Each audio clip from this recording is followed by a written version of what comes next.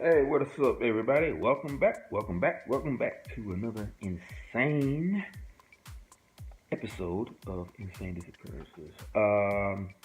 If you joined me earlier, I did a special rendition, or a special episode rather, for ancient folklore, cryptic creatures, and um, urban legends. You name it, I did it. Because the idea of the whole episode was about, you know, realizing that all of the things that we learned about cryptic creatures and urban legends and all kinds of folklore is actually true. You know, some people may think it's just a story because it's been handed down from generation to generation, or it could just be urban legend. But I feel that all that stuff is true because, for most of what happens to these people in this book here, Mission 411, a lot of it has some detailed detailed evidence that leads back to all these urban legends and folklore and stuff like that. Like the night markers, like what I mentioned before in my last video. So, but anyway, moving on to today's story. This one happened in Michigan, Holland, Michigan, as a matter of fact, of a guy who disappeared. And this guy, I've heard David Paulides talk about this man on Coast to Coast AM. So I was hoping that I would get the chance to read about a person that I heard him talk about in this book. Okay, this one is about a man named Steven Kubacki. Now, if you have listened to David Paulides on Coast to Coast AM, you may have heard him mention that name and what he went through before he disappeared. Or basically, not so much what he went through when he disappeared, but the fact that he did disappear. Okay, now he went missing on 1978 in, like I said before, Holland, Michigan. He was at the age of 23 years old when he disappeared. Now, in the thousands of missing person cases that David Paulides has researched over the years, this is one of the most unusual. I've never investigated a case where there was physical evidence of the subject walking into oblivion and then returning and recounting his story. This case is unique. One of the center points of this event is Hope College in Holland, Michigan. The city of Holland and its surrounding area has a history of unusual disappearances of all types. Planes, people, and boats have vanished in the region surrounding this small Michigan city. I would refer people to the book, The Great Lakes Triangle, for stories about the area that may numb your mind. Now, I've heard about this book, The Great Lakes. Well, not the book, but I heard about the story. I think they might have talked about it on some of these documentaries about, strange things that happen around the world. And I think I did hear them say something about the Great Lakes Triangle. It was like I said, it was one of the stories on that documentary. But anyway, let's see. Hope College is a small institution affiliated with the Reformed Church of America. It's an old school established in 1866. This is how the school's website describes itself. At this distinguished four-year liberal arts college, academics and vibrant Christian faith join to join to strengthen each other in a supportive and welcoming community. While historically affiliated with the Reformed Church in America, Hope is ecumenical. Okay, let me make sure I get this right. Never heard this word before. Ecumenically.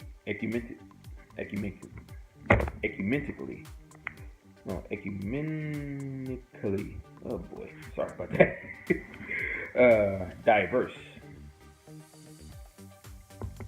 Anyway, diverse and values open discussion of matters of faith and respect for opinions of others.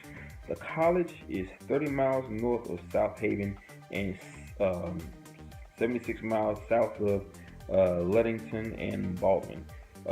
Past readers will recognize Ludington and Baldwin from stories in previous books.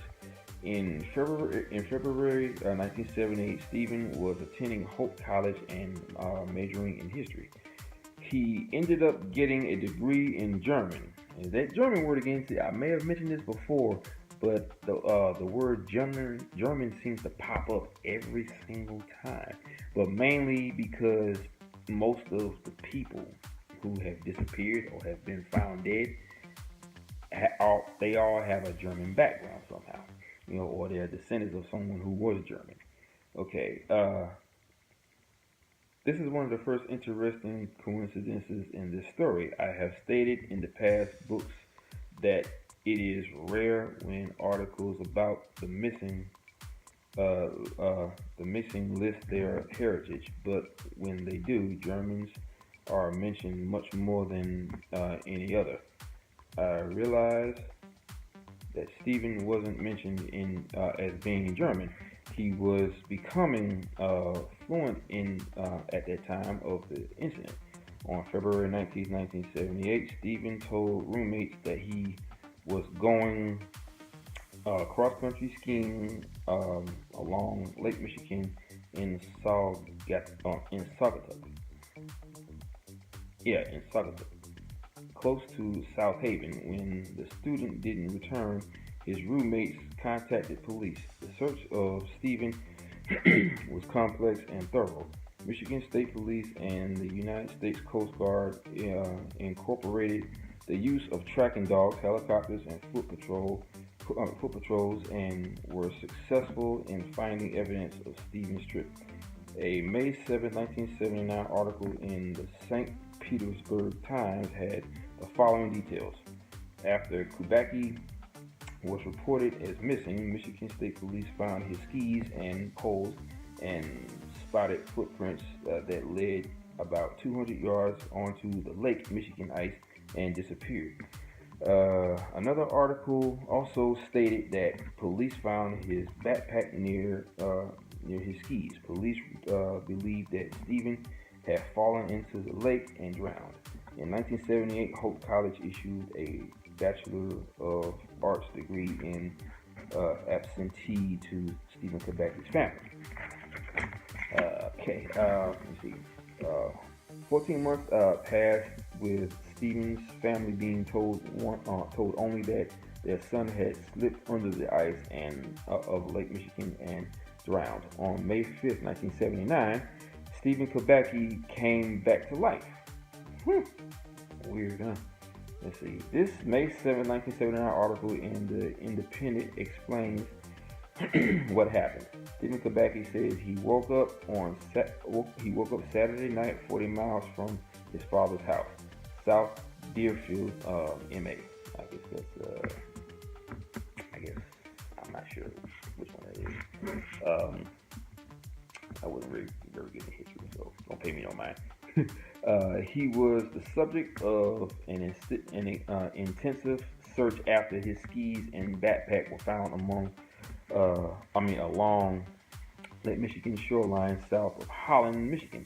They told us he slipped under the ice. Kubacki's father, John, a 53-year-old retired factory worker, said Sunday. We didn't believe that. He told me he lost consciousness and he didn't remember anything until he woke up in Pittsfield. The young Kubacki said he was lying in a meadow when he awoke Saturday. I didn't know where I was, he said. I was wearing clothes that weren't mine. I started going through a backpack, which I assumed was mine, and found Max. I would guess I was hitchhiking. I didn't know what the date was until I walked into town and got a newspaper. As destiny would have it, Stephen was found 700 miles directly east of where he had disappeared. Stephen told his parents that he didn't know how he got to where he woke up, and he had no idea what happened to him during the previous 14 months. He stated that the last thing he remembers about the day he disappeared was being cold on the lake. Once Stephen was back with his family, he went on to pursue higher education. In 1983, he received a Master of Arts in linguistics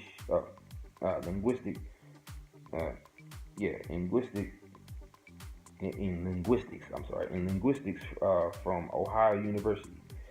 In 1992, he received his PhD in clinical psychology from the University of New Mexico. I did send a message to Stephen explaining who I was and asking if he could have a conversation. He never replied. When Stephen disappeared, he was 23 years old, in the prime age range of the students I've written about in this book. He was a student. This majority of these young men that have vanished were students. State police made public statements that they followed tracks up onto Lake Michigan and believe Stephen fell through the ice. Many of the victims I have written about in this book have been students who died in or around Lake Michigan. His statement about finding clothes on him that were not his is also a point of note. I have written about others who have been found with clothes not fully on their body, zippers down, etc.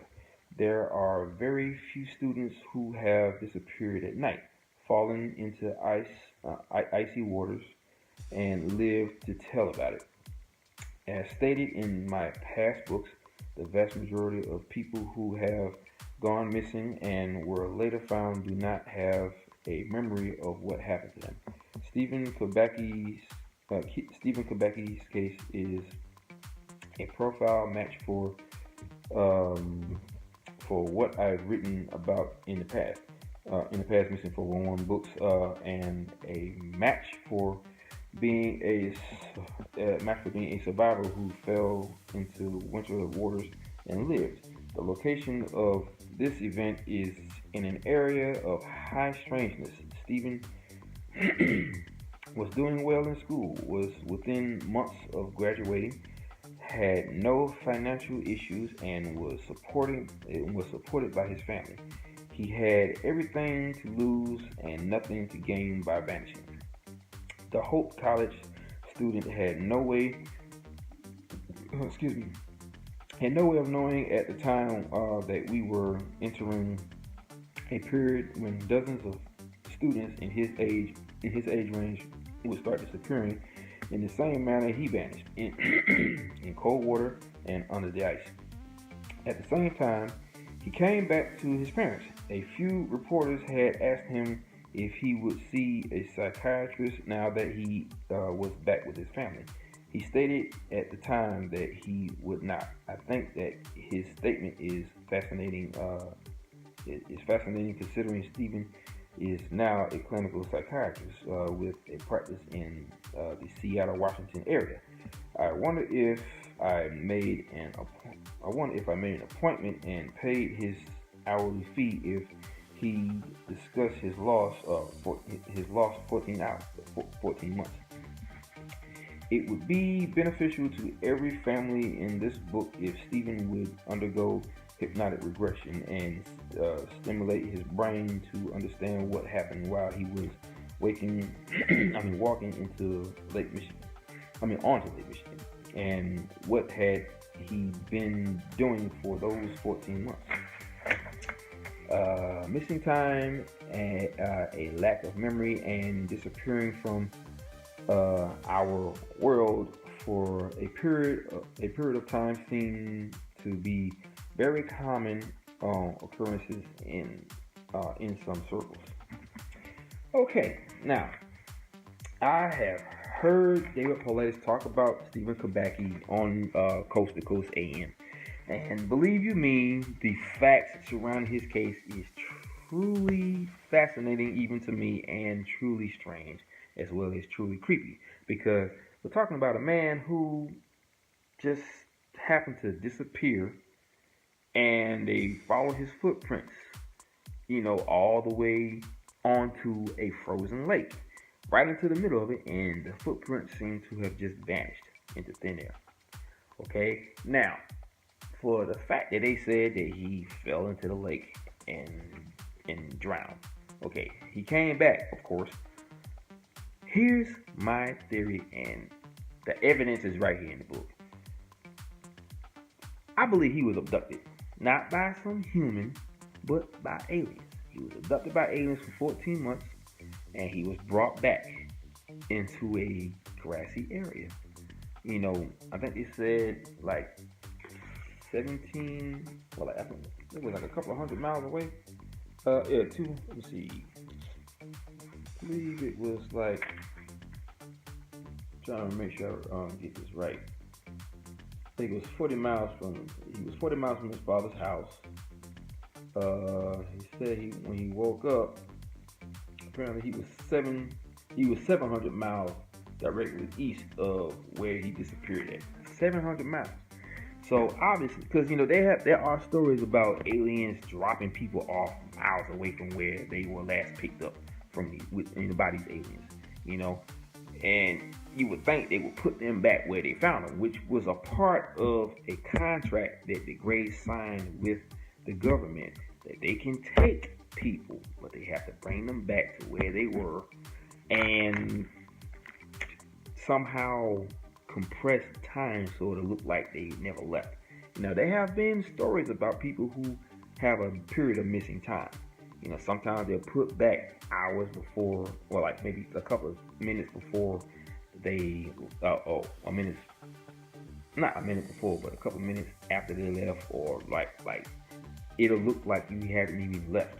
There's so many stories about alien abductions, and missing time and stuff like that.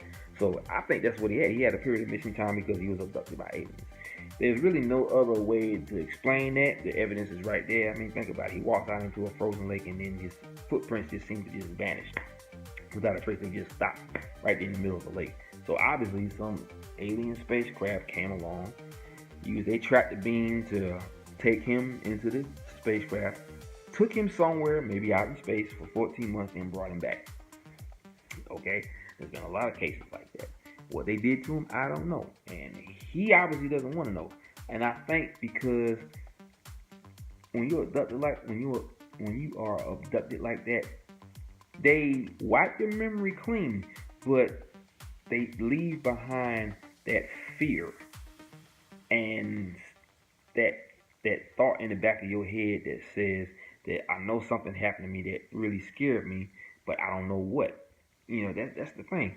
You take away the memory, but you leave behind the fear and the trauma, the feeling of the trauma that you felt when you was abducted, or whatever it was that you saw that scared you half to death. I don't know, but that seems to be the problem, which would be the reason why anybody that did come back from all these, disappearances, don't ever want to talk about it, because they know something bad happened to them, but they just don't know what. They can't get it out of their head, or they can't bring it out of their head. So that's why hypnotic regression would be the best thing for them to, take part of. But he doesn't want to, and they have to respect his wishes. He says he's not crazy. Nobody said that he was. But if you think about all the other people that went through the same thing he did, he would be helping so many people who have gone through these things and actually came back from it, but don't have a memory of what happened. Just like little kids, 2-year-olds that go through what they go through, and they find them hundreds of miles away in the mountains somewhere, with no memory of what happened. Just like this little boy I heard about who was in a cave, and he saw his grandmother, well, not him, but it was a little 2-year-old boy who was found, I think he was found like 12 miles away 19 hours later, or 19 miles away 12 hours later, something like that. And he had no memory of what happened to him. The thing was that he had scratches all on his body from head to toe. He had rips in his pants and everything, like as if he was running at top speed through some type of like thorn brush, I don't know.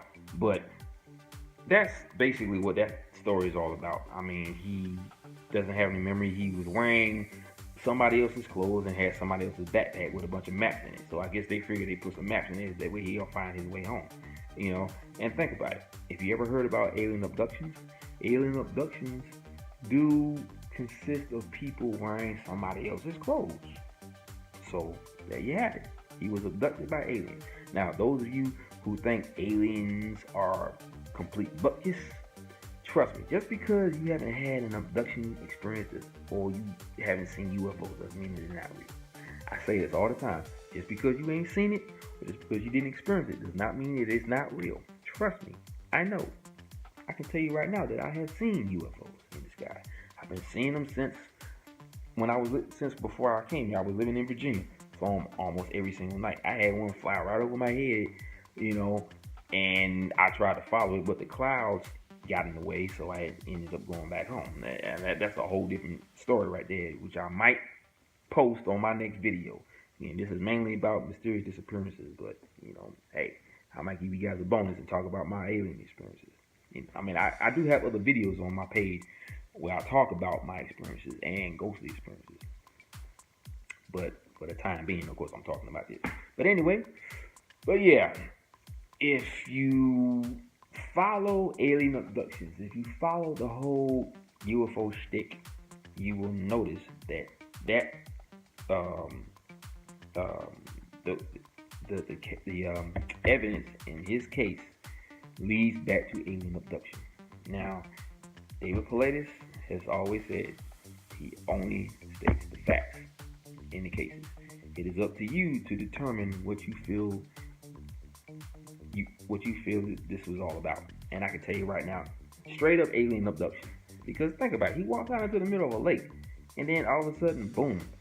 The question is, what was he doing walking out into the middle of a frozen lake anyway? Because even if it's frozen, that don't mean that you still ain't gonna fall through it. And I think he would know that, but he did. So I'm thinking there still was some sort of mind control involved here to make him walk out into that lake. And next thing you know, boom, he's abducted by aliens. They the ones that probably did that, because they do have the power to control the mind. They really do. And they make you see what they want you to see.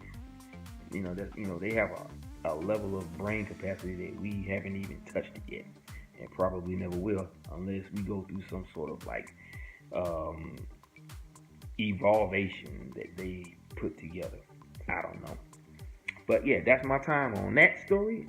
I got plenty more to read, and you already know that I will post more, very soon. So, you know what to do, people. Hit me with a thumbs up, whatever it is. I mean, if you don't like it, that's your prerogative. But if you like it, thumbs up and subscribe right here. You know what I'm saying? You help a brother out, because I love getting this information out to everybody. So if you like my page, you like my channel, I greatly appreciate it. You guys, I love you guys. Ever since I started seeing that I was getting some likes and getting subscribers, it warmed me to my heart, and I really thank everyone for subscribing to my channel. And I really hope to go even further with this, with the stories that I have.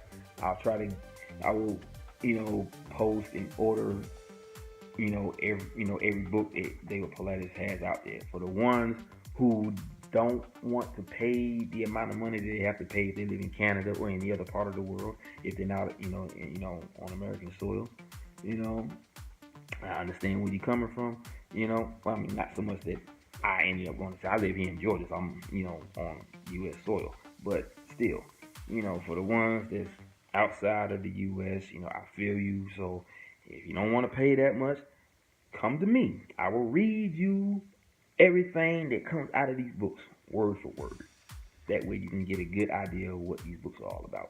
You know, so because I got a comment from somebody earlier tonight, or earlier last night, well, late last night really, and he's thanked me for the upload, with the video that I put up a couple yesterday or the day before, and he said he had to pay $55 for a book by him living in Canada. So hey, like I told him, that's what I'm here for, and I will be here for anyone else that don't feel like paying that much money if you live outside the U.S. Like I said, that's what I'm here for. Come to my page, and I will definitely have everything you need to know about this book and the Western U.S., which is the first book that I ordered, the very first book. So that's my time. I gotta go, but like I said before, I will continue to read the next story after this one, and as soon as I read it, I will post it on my channel, and all you gotta do is come here, look at it. Look at the video, listen to what I got to say, and enjoy it. So, without further ado, aloha, mahalo, and ahui ho. Peace out, people.